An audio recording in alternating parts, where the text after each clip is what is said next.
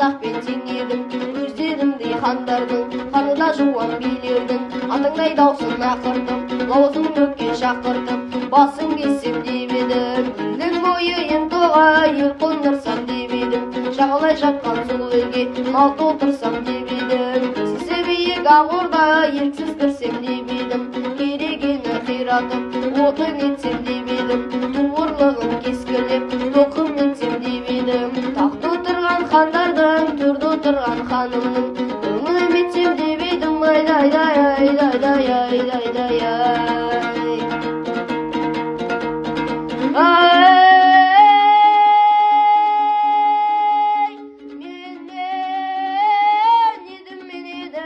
нарында жүргенде еңіреп жүрген ер едім, Исатайдың барында екіде тарлан көредім, ерегіскен дұшпанға қызылда сырлы жеп едім, жақсыларға еп едім, жамандарға көп едім, ерегіскен дұшпанның қай екіде талай болғанда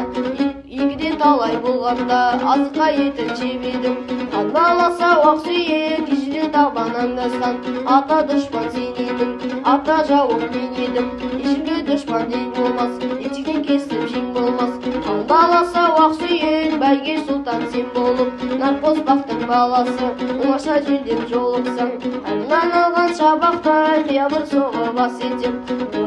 қылғаны кетер демесем, айдай-ай, айдай-ай, айдай-ай.